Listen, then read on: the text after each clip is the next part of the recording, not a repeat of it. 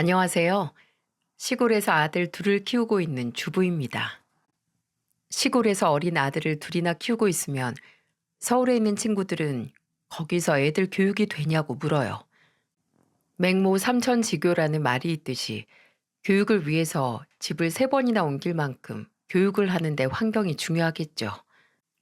하지만 제가 생각하기에 좋은 어른이 한 사람만 있어도 그곳이야말로 애들 크기 좋은 곳이라고 생각합니다. 윗물이 맑으면 아랫물도 맑아진다는 말처럼요. 제가 대학 졸업하고 서울에서 직장 생활을 12년이나 했는데 제가 느낀 서울 생활은 팍팍하기만 했습니다. 대학교 2학년 때 어머니를 먼저 떠나보내고 슬픔에 잠겨 있을 때 저는 이런 다짐을 했어요. 먼저 간 엄마가 보기에 부끄럽지 않은 인생을 살자고 하늘에 대고 맹세했습니다. 그래야 먼저 간 엄마도 편히 쉬실 수 있을 거라고 생각했어요.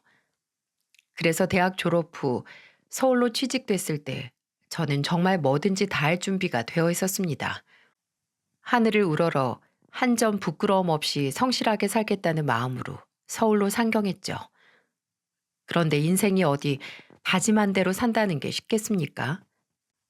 서울에서 직장 생활만 12년을 했지만 그 시간 동안 제가 배운 건 정말 세상살이가 팍팍하다는 거였어요. 첫 직장에서 제가 겪었던 건 직원들끼리 서로 이간질하고 뒷담화를 하는 현실이었습니다. 같이 일하는 사람들끼리 그냥 힘 돋아주면서 일하면 되는데 왜 그렇게 서로 못 가내려서 안달이었는지 몰라요. 그래서 3년쯤 됐을 때 좀 더 조건이 좋은 회사로 이직했습니다. 그런데 두 번째로 들어간 회사는 상사들이 정말 견디기 힘든 행동만 일삼았습니다. 제가 들어간 팀의 유일한 여직원이라 그런지 저만 보면 상사들은 이런 말을 했어요. 소민 씨, 커피 좀 타와봐. 아침에는 소민 씨가 타주는 모닝커피를 마셔야지. 아, 소민 씨, 일 좀 똑바로 해. 여자라고 대충 하는 거야? 이래서 남자 직원을 뽑아야 된다니까. 내가 무슨 말을 하면 바로 움직여. 아, 30분 전에 말했는데 아직도 하고 있는 거야? 왜 이렇게 굼떠? 이런 말들을 계속해서 듣다 보니까 저도 지쳐만 갔습니다. 여직원이라고 일 대충 하냐, 일 못한다는 말만 듣다 보니까 사기도 많이 저하됐어요. 그래서 친오빠한테 회사 생활을 털어놓으면서 하소연을 많이 했습니다. 엄마 돌아가시고 저는 오빠한테 정말 많은 의지를 했어요. 오빠도 서울에서 일하고 있어서 같이 만나서 술도 한잔하면서 타지 생활에 큰 버팀목이었습니다. 하지만 그것도 다 잠시뿐이었어요. 아무리 서로 다독여줘도 뒤돌아서면 현실이었죠. 극복을 해보려고 나름대로 많이 노력했습니다. 근데 제가 일복이 없는 건지 아니면 동료복이 없는 건지 회사는 서너 군데 옮겨도 똑같았어요. 한 번은 회사에서 정말 억울한 일도 있었죠. 갑자기 점심에 회식을 잡았는데 그날이 딱 엄마 기일이었습니다. 그래서 제가 회식에 참석을 못할 것 같다고 상사한테 정중히 말씀드렸더니 저한테 이런 말을 하더군요. 사회생활은 그렇게 하는 게 아니야. 집안에 사정 없는 사람 있는 줄 알아? 왜 이렇게 요즘 애들은 개념이 없지? 일도 똑바로 못하면서 자기 사정만 알아. 제가 괜한 핑계를 댄다고 생각했는지 저한테 이런 폭언을 했습니다. 이걸 듣는 입장에서 정말 자괴감이 몰려왔어요. 잘 먹고 잘 살자고 하는 일인데다가 기본적으로 인간답게 살자고 일하는 거 아닌가요? 그런데 제가 당일 회식을 엄마 기일 때문에 시골 내려가야 해서 못 간다고 말씀드렸는데도 저를 무슨 꾀만 부리고 일도 안 하는 사람 취급을 했어요. 정말 매일같이 야근하면서 제가 맡은 일에 저는 정말 최선을 다했거든요. 그런데도 이런 폭언을 들으니까 자괴감이 몰려왔어요. 그래서 한동안 월급을 받아도 뿌듯하지도 않고 왜 일을 하나 의구심이 들기 시작했습니다. 그래서 서울에서 직장 생활을 시작한 지 12년쯤 됐을 때 저는 회사를 그만뒀어요. 그리고 마음을 추스르기 위해 고향으로 내려왔습니다. 그때는 정말 재충전의 시간이 필요했어요. 그때 제가 너무 힘들어하니까 아빠도 고향에 내려와서 직장을 구하라고 하셨죠. 아무래도 오래 살던 고향이니까 저도 좀 더 마음을 편히 하면서 살 수 있을 거라고 생각했습니다. 그래서 아빠의 조언을 계기로 서울을 정리하고 고향으로 내려왔죠. 처음에는 아예 정착까지 할 수 있을까 싶었는데 우연한 기회로 시골에 정착을 하게 됐습니다. 바로 지금의 남편을 만나게 된 일이었어요. 제가 초중고를 전부 고향에서 졸업했었는데 남편은 저보다 2살 많은 고등학교 선배였습니다. 남편은 고향 면사무소에서 일하고 있었어요. 그래서 그런지 동네 소식에 빠삭하고 어르신들과 친했죠. 고향 내려와서 남편과 그동안 어떻게 지냈는지 안부를 물으면서 가까워졌어요. 시골이라 제 또래 사람도 없었고 남편만이 유일한 또래였습니다. 그래서 둘이 만나는 일이 잦았고 성격도 잘 맞아서 연애를 하게 됐어요. 시골에서 여유가 생기다 보니까 연애도 하게 됐고요. 정말 제가 성인 되고 가장 평화로운 시간이라고 해도 과언이 아니었습니다. 그렇게 자연스럽게 연인이 된 저와 남편은 결혼까지 하게 됐어요. 확실히 서로 집안 식구들이 안면을 튼 사이라 결혼 준비도 일사천리였습니다.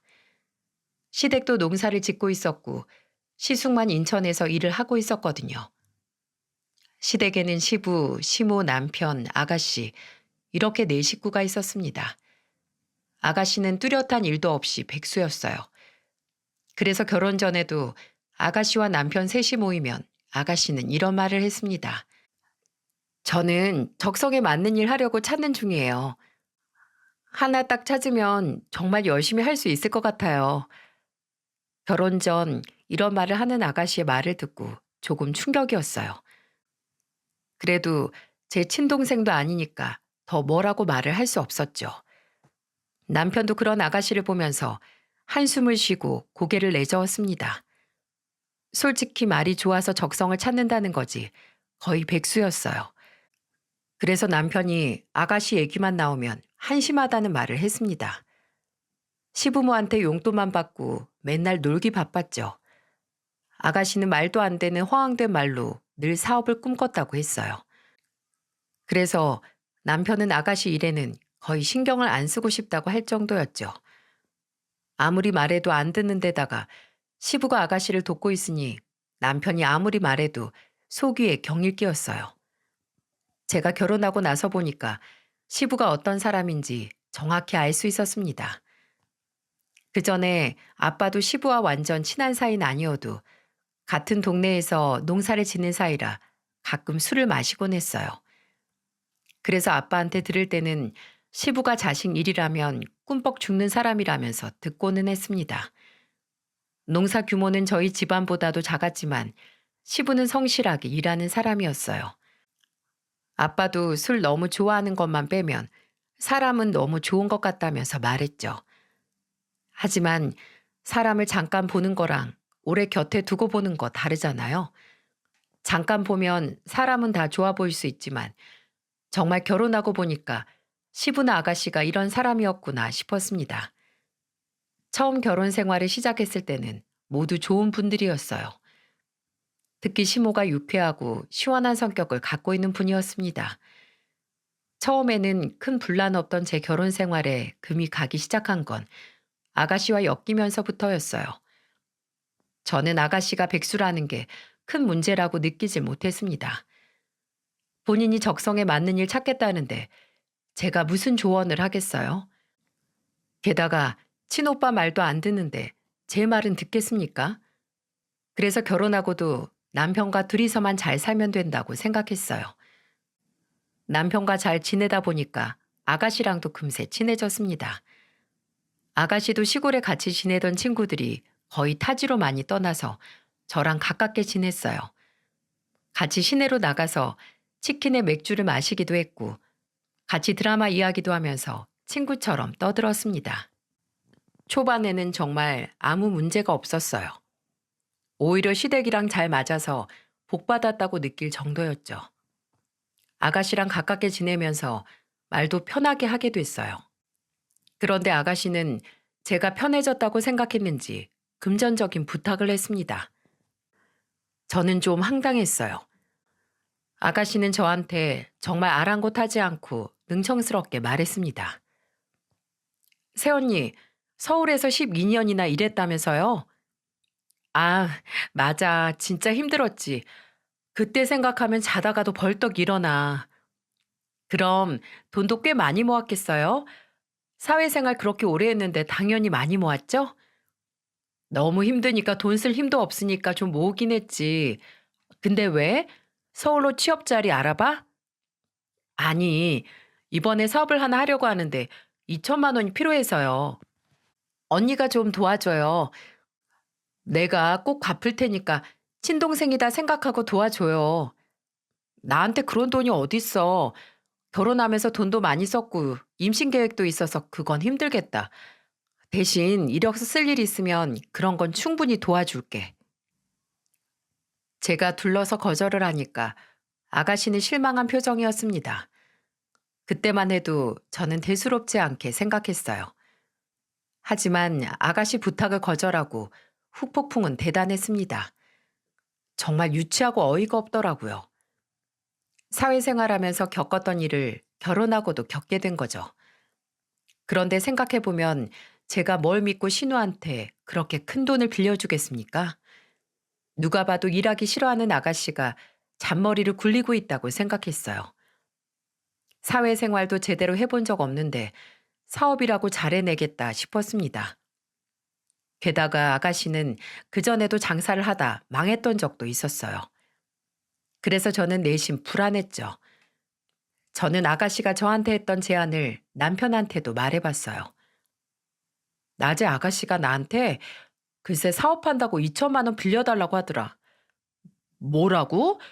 안 그래도 나한테 돈 빌려달라고 하길래 안 된다고 했더니 당신한테까지 그런 얘기를 했어? 진짜 내 동생이지만 어떻게 살려고 저러나 모르겠어. 절대 빌려주지 마. 나도 찜찜해서 돈 없다고 했어. 우리 임신 계획도 있고 큰돈 쓸 처지 아니라고 했지. 괜히 가족끼리 돈 거래했다가 사이 틀어지면 그것도 문제잖아. 남도 아닌데. 잘했어. 앞으로도 돈 얘기 꺼내면 그냥 거절해.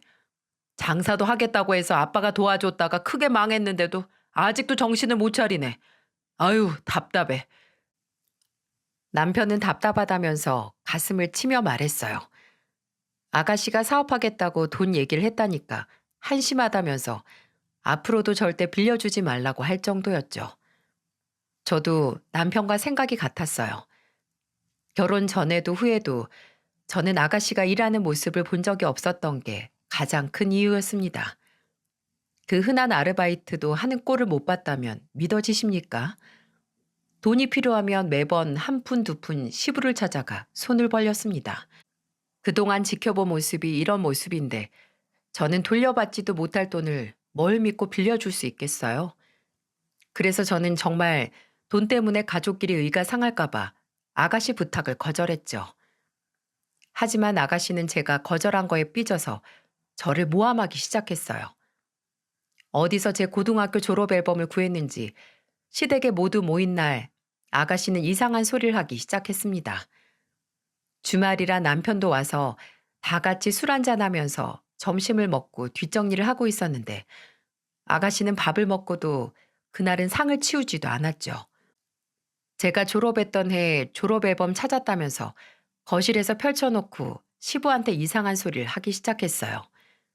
다른 가족들은 가볍게 한 잔씩 했는데 그날은 아가씨랑 시부가 조금 과음을 했던 게 화근이었습니다. 술 좋아하는 시부가 아가씨랑 둘이 부어라 마셔라 한 거예요. 그런데 아가씨는 술 기운이 올라왔는지 갑자기 어디서 앨범을 꺼내들며 말했습니다. 아빠, 이것 좀 봐. 내가 아는 언니한테 새언니 졸업하던 애 앨범을 구했는데 언니 좀 놀았나 봐. 졸업 앨범? 그걸 뭐 어디서 구했어? 내가 앨범 준 언니한테 들어보니까 새언니 엄청 지저분하게 놀았대. 아주 들어보니까 지금은 개과천선한 거야. 이래서 여자는 과거를 봐야 한다니까. 뭐 얼마나 놀았다는데. 안 그래도 기가 좀 세 보여서 호락호락할 것 같지 않더니만. 학교 다닐 때 담배, 술까지 그렇게 좋아했대. 그리고 오토바이도 제일 좋아했대. 들어보니까 동네 오토바이 지나가면 세원이가 항상 뒷좌석에 타고 있었다는 거야. 아주 남자도 엄청 좋아했나 봐. 특히 남자랑 노는 걸 좋아했던 것 같아. 그러니까 오토바이 타고 돌아다녔겠지. 저는 주방에서 아가씨가 술에 취해서 하는 얘기를 듣고는 기가 막혔어요. 남편도 아니라고 계속 말렸지만 술 취한 사람이 아무렇게나 떠드는 소리를 막을 수가 없었습니다. 정말 듣자 듣자 하니까 저는 기가 막혔고 저를 완전 무시하고 있구나 생각했어요.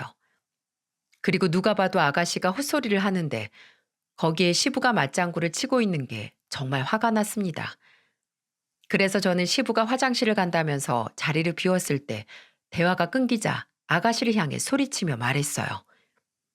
아가씨, 대체 무슨 헛소리 하고 있는 거야? 내가 만만해? 내가 존중해 주려고 해도 좋은 말이 안 나오네. 웬 말도 안 되는 담배, 술까지 정말 말도 안 되는 소리를 하고 있어? 나는 담배 펴본 적도 없고 라이터도 켜본 적이 없는 사람이야.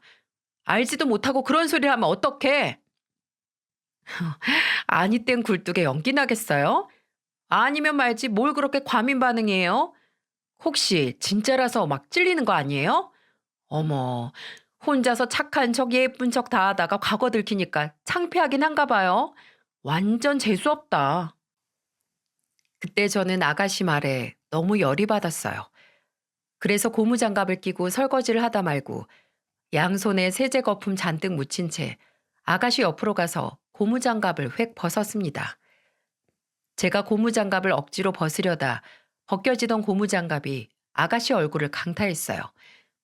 찰싹 소리를 내면서 고무장갑에 얼굴을 맞은 아가씨는 얼굴에 세제 범벅을 했습니다. 그리고는 소리를 질렀죠. 그 소리에 시부의 남편까지 달려왔어요. 아가씨는 시부를 보며 말했습니다. 아, 아빠, 전현이 나 때렸어. 내 얼굴 좀 봐. 며느리가 이렇게 가족을 막 패도 되는 거야? 이거 다 옛날 버릇 걔 못 지고 나오는 거라니까? 어떻게 사람 얼굴을 때릴 수가 있어? 아가씨가 시부한테 이르듯이 징징거리니까 시부는 저를 보면서 의심스럽다는 듯이 호통을 치며 말했어요. 뭐야? 며느리 너 정말 내 딸 얼굴 때렸어? 아니 왜 손찌검을 해? 이렇게 가족 알기를 개똥으로 하니까 부탁도 거절하고 개무실하지. 너 네 친정 좀 산다고 우리 식구들은 아주 발 아래 취급하는 거지. 어디 건방지게 함부로 행동을 해. 지금 무슨 말을 하시는 거예요? 저 진짜 억울해요. 아가씨가 유언비어 퍼뜨리는 거라고요. 그리고 제가 시댁을 왜 무시해요? 시댁 무시하는 사람이 주말에 시댁에서 밥하고 설거지하면서 일하고 있겠어요? 잠깐 연기하는 건지 내가 알게 뭐냐? 이렇게 사람도 치는데. 저는 정말 미치고 팔딱 뛸 노릇이었어요. 제가 아무리 말해도 시부는 아가씨 말만 믿었어요. 그리고 말을 들어보니 시부는 제가 아가씨 부탁을 거절했다는 걸 알고 있는 눈치였습니다. 그래서 제가 시댁을 무시한다고 생각했던 거였어요. 그 상황을 지켜보던 남편도 보다 못해 나섰습니다. 아가씨가 펼친 졸업 앨범을 접어서 집어들고는 아가씨한테 호통을 치며 말했어요. 어디서 이상한 소리 듣고 와서 세원이한테 막말이야? 너는 그런 과거 청렴 결백해? 내가 알고 있는 네 고등학교 생활 여기서 다 말해봐? 내가 입만 열면 너 지금 당장 쫓겨날 수도 있는데. 오빠, 지금 나 협박하는 거야? 우리도 세원이 과거를 똑바로 알아야 될 거 아니야. 이상한 남자들 만나고 다녔다는데 오빠는 찝찝하지도 않아? 그걸 네가 왜 밝혀? 그리고 나랑 같은 학교 나왔는데 내가 더 잘 알지. 허무맹랑하고 말도 안 되는 헛소리야. 수연이 너 한 번만 더 이상한 소리 하면 발목아지 분지를 줄 알아. 너 학교 다닐 때 네가 친 사고 내가 다 수습하고 막아줬던 거 기억 안 나? 과거 확 밝히기 시작하면 손해는 네가 보는 거야. 앞으로 한 번만 헛소리하면 내가 가만 안 둘 거야. 남편의 말에 아가씨는 입을 꾹 다물었어요. 나중에 알고 보니까 아가씨는 학교 땡땡이도 치고 학교에 돈 내야 한다면서 거짓말을 치기도 했다고 했습니다.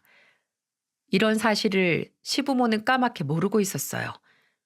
오히려 시부모는 아가씨가 학창 시절까지만 해도 공부 잘하고 성실했다고 생각하고 있었죠. 그래서 남편이 아가씨한테 전부 말하겠다고 하니까 아가씨가 입을 꾹 다물게 된 거였죠. 진짜 황당했어요. 아가씨 태도도 어이가 없었지만 시부가 정말 어이가 없었습니다. 보통 사연 들어보면 시모가 며느리 잡던데 저는 정반대였어요. 시부가 며느리를 잡아먹지 못해서 안달이었죠. 그날도 시모가 시부한테 주책이라고 호통을 쳐서 해프닝으로 끝날 수 있었습니다. 그날 시모가 저를 다독여주면서 술 때문에 다들 헛소리한 거라고 한 귀로 듣고 흘리라면서 위로해줬어요.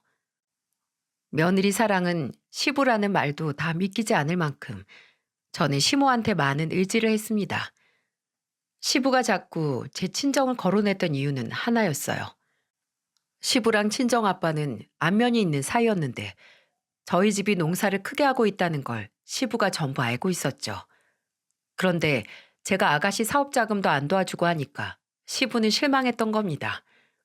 진짜 어처구니가 없으시죠? 그렇게 아끼는 딸이면 시부가 도와주지 왜 며느리한테 그러냐 싶으실 텐데 시부는 그때 인천에 있는 시숙 도와줬다가 크게 돈을 잃었어요. 시숙은 인천에서 회사를 다니고 있었는데 부업으로 돈 더 벌겠다고 사업 자금을 시부한테 부탁했었습니다. 시부는 장남이니까 믿고 시숙 사업에 투자를 했지만 시숙이 망해서 그 돈을 전부 잃었어요. 시모가 뒤늦게 이 사실을 알고 시부한테 돈 함부로 쓰지 말라면서 단속을 했던 겁니다. 그러니 아가씨 사업 자금을 빌려주고 싶어도 빌려줄 수 있는 상황이 아니었죠.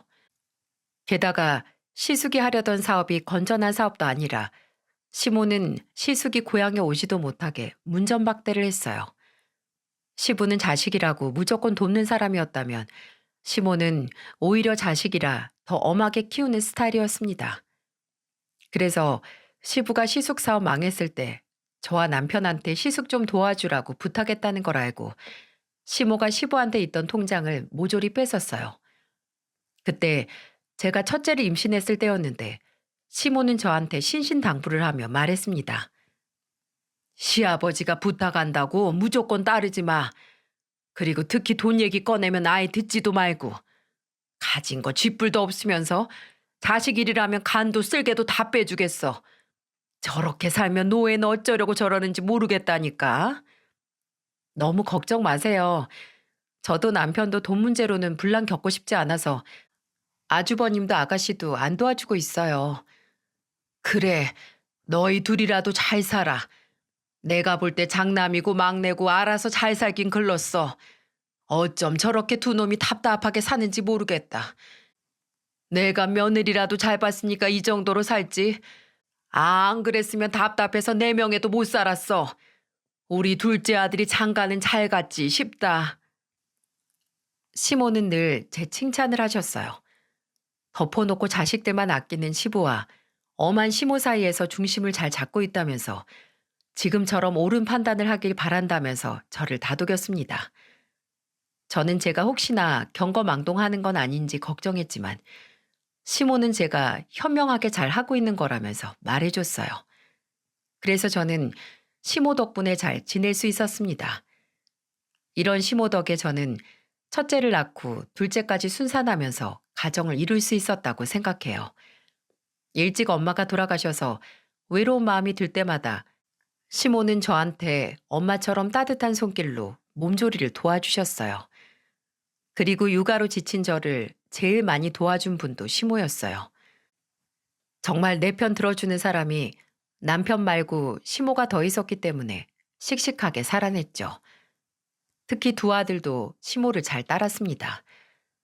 그만큼 시모가 손주들한테도 살갑게 잘 대해주셨어요. 하지만 시부는 달랐습니다. 한 번은 이런 일도 있었어요. 제가 아들 둘을 데리고 남편과 시댁에 갔었는데 시부가 손주들 놀아준다고 경운기에 태워주려고 하는 겁니다. 그런데 점심에 반주로 술을 마셨다는 걸 제가 똑똑히 봤는데 애들을 경운기에 태우고 나가겠다니까 제가 너무 깜짝 놀랐죠. 그때 아무것도 모르고 시부의 손을 잡고 나가는 애들을 잡으면서 시부를 보며 말했어요.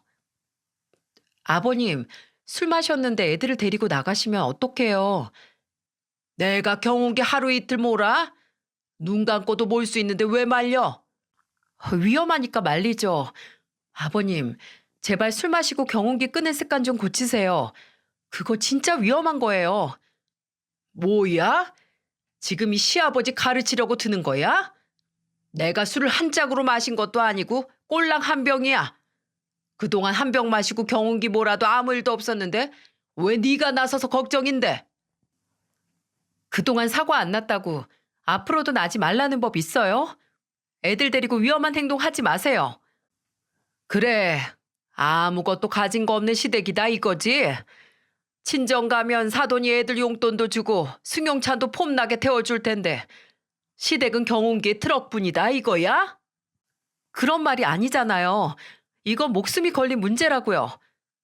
말끝마다 토 달고 대들고 세상에 너 같은 며느리가 있으면 낳아보라고 해.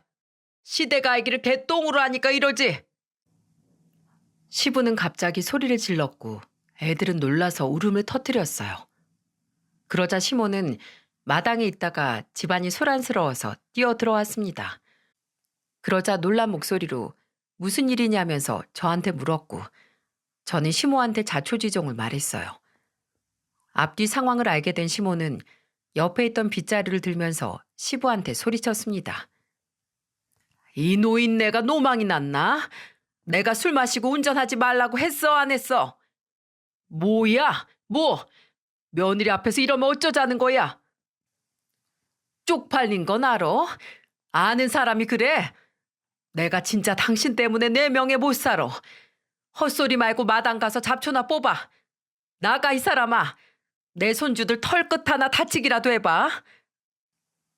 시모는 시부한테 빗자루를 휘두르면서 내쫓았어요.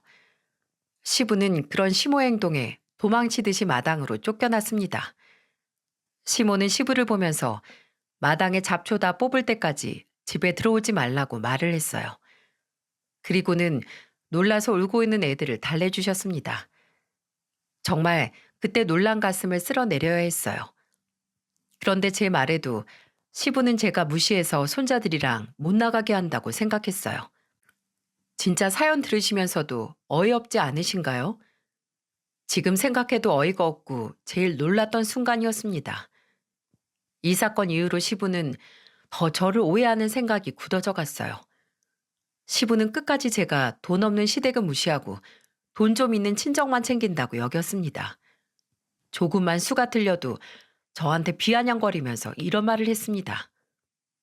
너는 네 친정 아빠였어도 이렇게 했을 거냐? 시댁은 별 볼 일 없으니까 말 한마디 안 지고 네 의견만 옳다고 고집 부리고 있잖아. 아버님, 저는 저희 친정 아빠였으면 아니다 싶은 건 더 정확하고 단호하게 말했을 거예요. 그런 게 가족이라고 생각해요. 어떻게 가족이라고 다 감싸고 덮어주면서 좋은 말만 하고 살아요. 아버님이 서운하셔도 저 앞으로도 이렇게 아닌 건 아니라고 말할 거예요.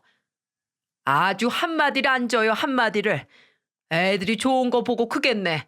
아주 네 마음대로 해라. 시부는 제가 사사건건 피곤하게 산다면서 말했죠. 이런 저를 이해해주는 사람은 시모와 남편뿐이었습니다. 시부 옆에서 아가씨가 부채질을 하니까 시부의 말도 안 되는 오해는 날이 갈수록 깊어졌어요. 이런 상황에 답답했지만 그래도 시모가 있어서 버텼어요. 남편도 아가씨한테 헛소리하지 말고 조용히 좀 살자면서 다그치기도 했습니다. 하지만 아가씨는 그런 남편의 말에도 네 집 개가 짖나 하고 정말 제멋대로였어요. 안 그래도 며느리한테 미운 털 제대로 박혀 있는데 옆에서 부채질하니까 시부는 저만 보면 꼬투리를 잡았습니다. 그러다 정말 터질 게 터졌다 싶은 사고가 벌어졌어요. 진짜 이런 시부가 있다고 싶겠지만 제가 직접 겪은 황당한 일이었네요. 그날은 주말이라 남편이 시부 모내기를 돕고 있었어요. 일손이 부족하니까 바쁜 모내기철에는 남편이 가서 도왔죠. 그래서 그날도 주말이라서 남편이 시부이를 도우려고 갔어요. 저는 모내기를 돕지는 못하고 시모를 도와서 새참을 준비하려고 애들을 데리고 시댁으로 갔습니다. 시모가 허리가 안 좋아서 한동안 농사일을 못했던 때였죠. 그래서 저는 시모를 돕기 위해서 시댁으로 갔는데 시모가 재료 준비를 다 해둔 상태라 제가 요리만 하면 되는 상태였어요. 저는 시모를 보면서 물었어요. 어머님, 새참 메뉴는 어떤 걸로 하면 좋을까요? 엊그제 비빔국수 했으니까 콩국수 하는 게 좋겠다. 날도 더운데 시원하게 먹으면 딱이야. 아버님 콩국수 좋아하세요? 콩국수 엄청 좋아해. 아주 없어서 못 먹는다니까. 그리고 냉장고에 있는 막걸리 한 병에 김치도 꺼내. 아, 그리고 계란 후라이도 좋아하니까 계란도 하나 해야겠네. 계란 후라이는 내가 할게.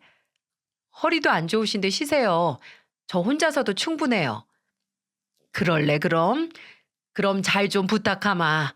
애들은 내가 보고 있을 테니까 넌 걱정 말고. 저는 시모의 말대로 콩국수를 준비하기 시작했어요. 시모가 콩국수는 시부가 제일 좋아하는 거라고 하길래 믿고 따랐죠. 시모 말인데 의심할 여지가 있겠습니까? 그래서 그날 새참 메뉴는 시모 말에 따라 콩국수로 정하고 준비를 했어요. 그리고 저는 시댁에 애들을 맡기고 차를 몰고 논으로 갔습니다. 그런데 논 앞까지 차를 몰고 갈 수는 없었어요. 그래서 근처에 차를 대놓고 땡볕에 준비한 새참을 이고 논까지 걸어갔습니다. 엄마가 살아생전 아빠한테 새참 해주던 모습이 떠올랐어요. 몸빼 옷을 입고 새참을 이고 아빠가 있는 곳까지 가던 모습이 생생했죠. 그런데 제가 몸빼 옷을 입고 새참을 들고 시부와 남편한테 줄 새참을 챙기러 가는 걸 보니까 지난 날이 떠올라서 울컥했어요. 시부와 남편이 배가 고플까봐 서둘러 가서 준비해온 새참을 차렸습니다. 제가 새참을 가져와서 펼치니까 시부와 남편이 저를 보며 왔어요. 남편은 시원한 콩국수라면서 즐거워했습니다. 그런데 시부의 표정이 이상했어요. 시부가 제일 좋아하는 음식이 콩국수라길래 좋아하실 줄 알았는데 시부는 콩국수를 보고 정색을 했습니다. 그리고는 갑자기 시부가 욕을 하면서 소리치기 시작했어요. 지금 장난해? 내가 콩국수 싫어하는 거 몰라? 힘들어 죽겠는데 이런 면이나 먹고 힘이 나겠어? 그리고 나는 비빔국수야. 그걸 아직도 몰라? 내가 다 일일이 말해야 하냐고. 아버님, 그게 아니라 왜 자꾸 내 말에 토를 달아, 토를 달긴. 힘들게 일했는데 너까지 싸우자고 덤비는 거야? 너무 황당해서 벙쪄 있었습니다.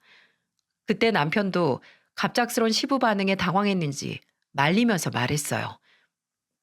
아빠, 며느리한테 왜 그래? 우리 챙겨주려고 이렇게 힘들게 새참 만들어 왔는데. 그리고 아빠 논에서 아빠 일 돕고 있는 건데 왜 그래? 그래, 내 논이지. 내 논인데 내 말은 그 막걸리도 꼴랑 한 병이고 콩국수로 배 채우라니까 기가 막혀서 그렇지.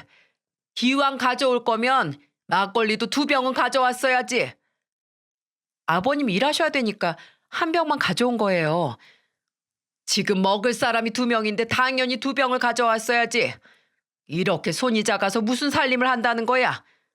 내가 진짜 이런 말은 안 하려고 했는데 다른 집 며느리들은 시아버지 취향 전부 알고 알아서 잘 한다더라. 근데 넌 시집 와서 애도 2이나 낳았는데 아직도 날 모르겠어? 새참 메뉴 제가 정한 거 아니고 어머님이 정해주신 거예요. 그렇게 싫으시면 이따 집에 가서 어머님한테 말씀하세요. 뭐? 네 시애미가 정했다고? 됐고, 내가 시간 줄 테니까 콩국수 말고 30분 안에 비빔국수 만들어 와라. 비빔국수를 다시 만들어 오라고요? 너는 친정애비가 그렇게 가르쳤구나. 안 사람 먼저 보냈으면 혼자서 애들 교육을 신경 써서 했어야지. 그러고도 밥이 넘어가서 발 뻗고 지내겠지. 하여튼 그 애비의 그 자식이라니까. 아버님, 지금 뭐라고 하셨어요? 말 다 하셨어요? 왜? 내가 이제 며느리 눈치 봐가면서 말해야 되니? 민주주의 사회에 내가 내 생각, 내 입으로 뱉지도 못해? 네가 그렇게 잘났어? 아버님, 도대체 저한테 왜 그러세요? 얼마 전에 아가씨가 돈 얘기 꺼냈는데 제가 안 빌려줘서 그런 거예요? 내가 뭐라고 했어? 왜 혼자 찔려? 가족끼리 그깟 돈 좀 빌려줄 수 있는 거지. 솔직히 너희들은 대출도 없잖아. 그러면서 서로 도와야지. 나는 내가 돕고 싶어도 대출이 있어서 못 돕는 거다. 내 속을 네가 알아? 아버님, 그 대출도 시숙한데 다 투자해서 대출 생긴 거잖아요. 그냥 딱 잘라서 끊어야죠. 왜 저희한테 책임을 떠넘겨요? 진짜로 아버님 이해가 안 가요. 열받아서 막걸리를 한 잔 따라서 들이켰어요. 안 그래도 얼마 전에 아가씨가 또 남편이랑 저한테 돈 얘기를 꺼내서 제가 딱 잘라서 말했던 게 떠올랐습니다. 아가씨는 정말 돈이 필요하면 벌 생각을 하는 게 아니라 가족들한테 손 벌릴 생각만 했어요. 정말 사는 내내 아가씨가 제대로 돈 버는 꼴을 못 봤는데 제가 왜 돈을 빌려줍니까? 그래서 저는 그때 너무 화가 나서 시부한테 두 눈 부릅뜨고 소리치며 말했습니다. 그리고 아버님, 제가 이 집 며느리지 식모예요? 명령하지 마세요. 그리고 콩국수 싫다고 하셨죠? 그러면 직접 집에 가서 비빔국수 직접 비벼 드시고 오세요.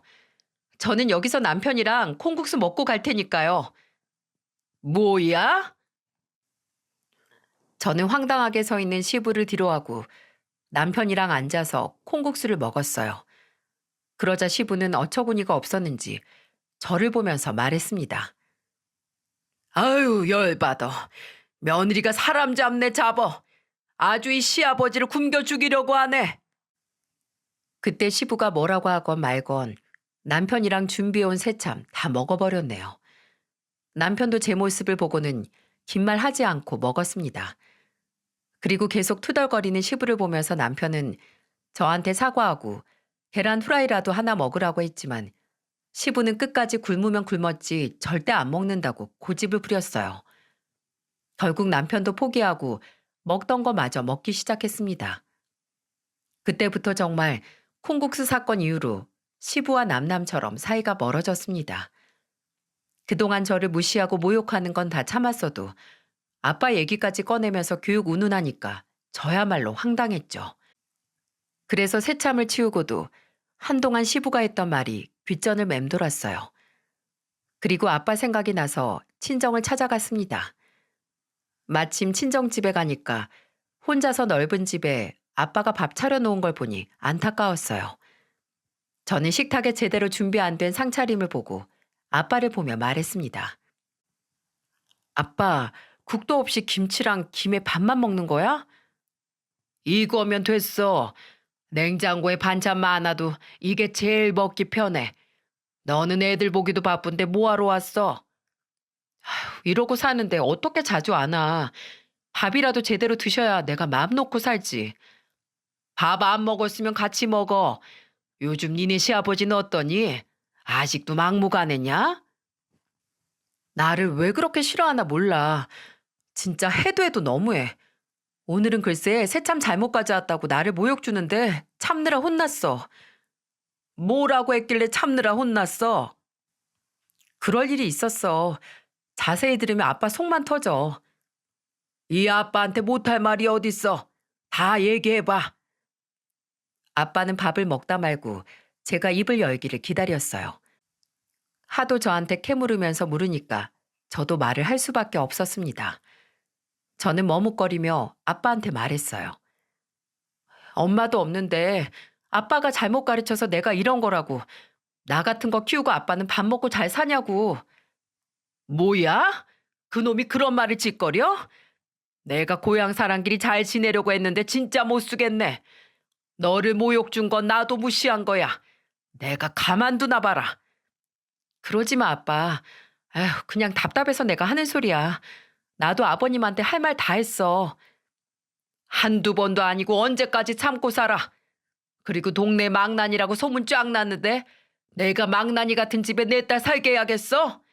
내가 아주 본때를 보여줄 거야. 그때부터 아빠의 참교육이 시작됐어요. 아빠는 그동안 많이 참았다면서 본때를 보여주겠다고 말했습니다. 다음날 아빠는 트랙터를 몰고 가서 시댁 대문을 막았어요. 그리고는 문이 움직이지 못하게 아예 주차를 해놨습니다. 그러자 시부는 어떤 놈이냐고 소리를 쳤어요. 그리고는 저희 아빠가 대문을 막은 걸 알고는 소리치며 말했죠. 지금 남의 집 대문 앞에서 뭐 하는 거예요? 빨리 빼요. 못 뺍니다. 저한테 딸 잘못 키워서 밥 잘 넘어가냐 그러면서 욕했다면서요? 얼른 사과해요. 내가 틀린 말 했어요? 며느리가 시아버지한테 꼬박꼬박 대드는데 이게 잘 배운 사람이 할 짓인가요? 솔직히 뭐 하나 마음에 드는 구석이 없어요. 내가 시아버지인데 그런 말도 못해? 사돈, 세상이 바뀐 지가 언젠데 요즘 그러면 모욕죄로 감방 갈 수도 있어요. 이제는 친정 식구들까지 불러서 날 가르치려고 드네. 빼지 마요. 누가 이기나 해보자고. 시부는 아빠의 말에 마음대로 하라면서 소리쳤어요. 그런데 그때 시모가 집에서 나왔고 자초지종을 듣고는 아빠한테 직접 사과를 드렸습니다. 시모는 그런 일이 있는 줄 몰랐다면서 저희 아빠한테 대신 사과를 드렸어요. 그런데도 시부는 옆에서 꿀먹은 벙어리처럼 있었다는 거예요. 이 상황을 아빠한테 전부 듣고는 기가 막혔습니다.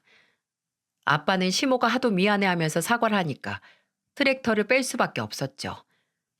결국 시부한테 사과를 받지 못한 아빠는 두 번째 계획을 펼쳤어요.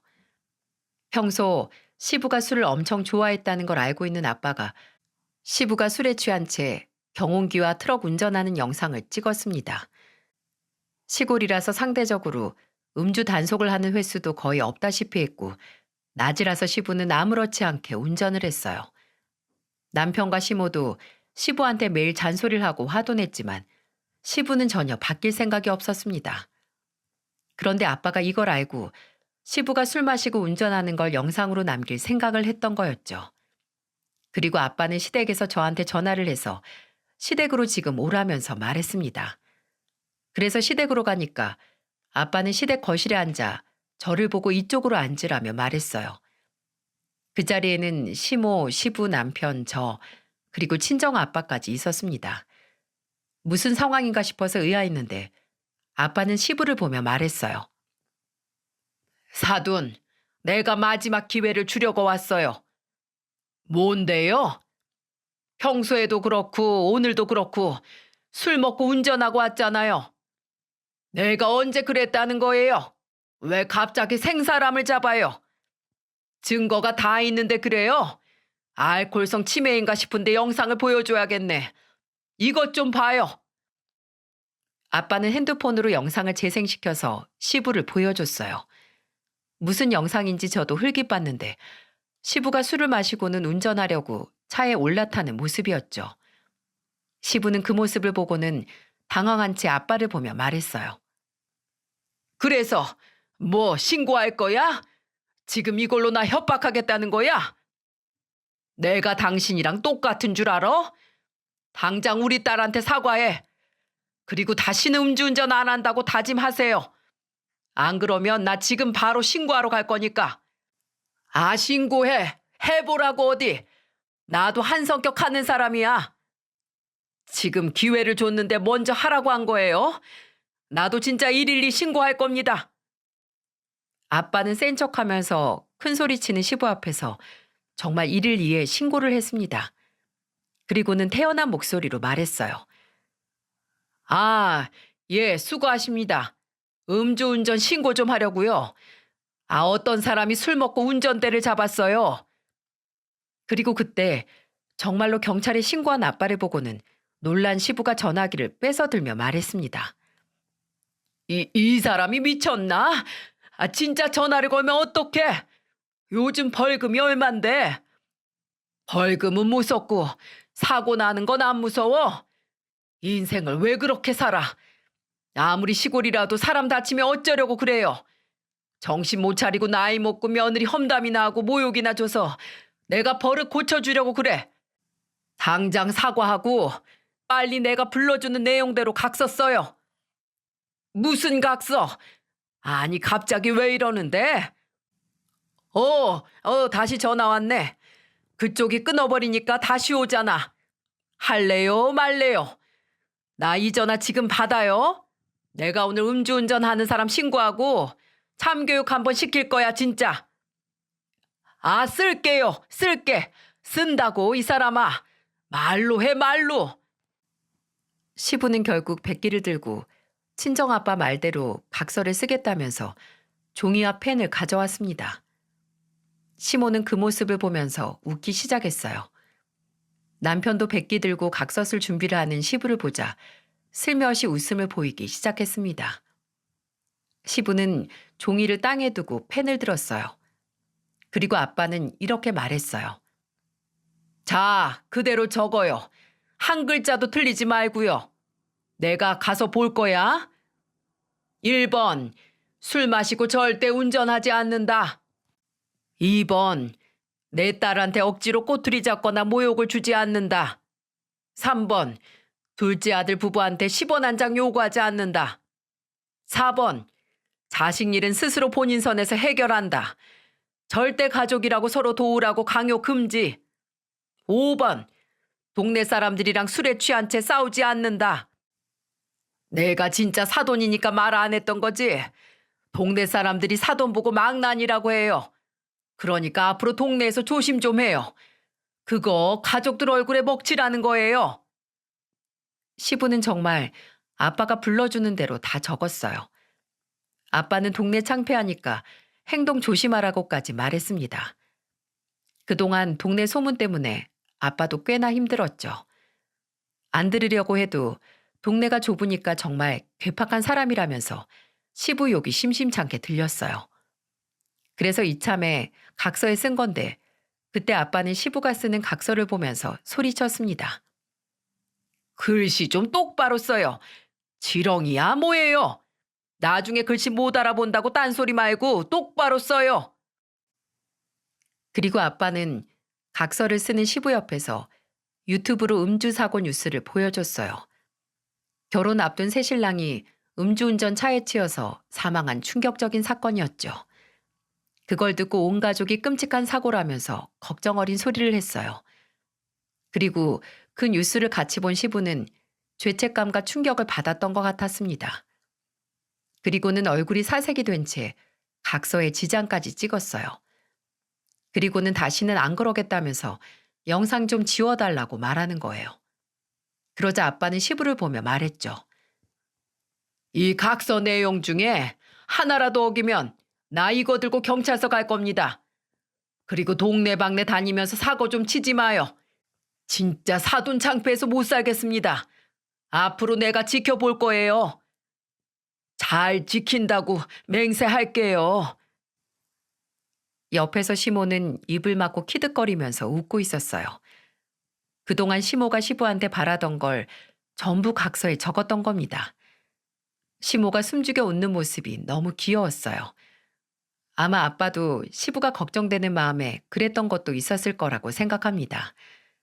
시골 특성상 새참 먹으면서 막걸리 한두 잔 마시고 운전하는 걸 대수롭지 않게 생각하는 게 문제였어요. 그런데 시부는 한두 잔도 아니고 한 병씩 마시니까 정말 무슨 일이 생길까봐 아빠가 나섰던 겁니다. 가볍게 생각하는 한두 잔이 얼마나 위험한지에 대한 경각심을 보여준 거예요. 시모는 박수치면서 아빠를 보면서 말했습니다. 내가 10년 묵은 채증이 다 내려가는 것 같아요. 그렇게 내가 말해도 안 듣더니 꼴 좋다 이 양반아. 하나라도 어기면 저한테 바로 전화하세요. 시부는 각서를 보고 고개를 떨구고 있었어요. 아빠는 시모와 악수를 하고 무슨 일 생기면 바로 연락하기로 약속하고 돌아갔습니다. 그 이후 시부는 술 먹고 운전대를 절대 잡지 않았어요. 매일같이 시부가 술 마셨나 확인하는 사람이 시모였습니다. 그리고 시부는 이상한 억지를 부리지도 않아서 정말 너무 편했어요. 그리고 시부가 아가씨 편을 안 들어주니까 이제는 아가씨도 억지를 쓰지 않고 오히려 쩔쩔맸습니다. 시부가 새언니한테 잘 좀 하라면서 되려 잔소리를 했거든요. 오죽하면 명절에도 아가씨가 먼저 나서서 일을 할 정도랍니다. 그래서 시모는 저한테 늘 고맙다고 하세요. 다른 여자였으면 진작에 술주정뱅이 시부라면서 도망갔을 텐데 꿋꿋하게 지켜줘서 고맙다면서 제 손을 잡으면서 말하시더군요. 아빠는 정말 시부가 술을 끊기를 바랬던 게 진심이었어요. 저러다가 큰 사고 칠 것 같다면서 불안해했죠. 그래서 이번 일을 계기로 시부도 느낀 게 많았는지 저를 불러서 둘이 술을 한잔하며 말했습니다. 내가 너한테 그동안 심했다. 나는 아직도 가족이 무조건 서로 도와야 한다고 생각했어. 가족은 무조건 돕는 게 맞다고 생각해서 너희가 괘씸해서 그랬어. 앞으로는 내가 부모답게 옳고 그름 따지면서 잘 살아보마. 미안했다, 아가. 시부가 그렇게 얘기하는데 많은 생각이 들었어요. 그래서 시부와 둘이 집까지 걸어오면서 그동안 쌓인 감정도 털고 앞으로는 정말 잘 지내보자면서 의기투합을 했습니다. 시부는 술을 마시는 날에는 아예 차키를 가족들 보란 듯이 거실에 두고 나갔어요. 그래서 시모도 가슴 졸이는 날이 줄었죠. 지금은 그 이후 잘 지내고 있답니다. 아가씨랑은 가끔 밥도 먹으면서 친구처럼 잘 지내고 있고요. 얼마 전 인터넷에서 제 거 사면서 아가씨 쓸 화장품 2만 원짜리 샀는데 엄청 좋아하더라고요. 이게 원래 정상적인 신우와의 관계라는 걸 느꼈어요. 옛말에 부모가 착해야 효자가 난다는 말 있지 않습니까? 부모가 착하면 보고 배운 바가 있어서 자식도 착해진다는데 요즘 달라진 시부를 보면 옛말 틀린 거 하나 없구나 싶어요. 시부가 가족들 위해주고 배려해주니까 저랑 남편도 시댁 가는 일이 편해졌습니다. 그리고 하나라도 더 해드리고 싶은 마음이 들어요.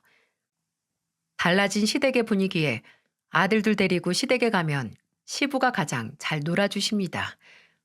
늘 요즘만 같으면 참 좋겠네요. 구독자 여러분들도 항상 가족들과 웃음만 가득하길 바라겠습니다.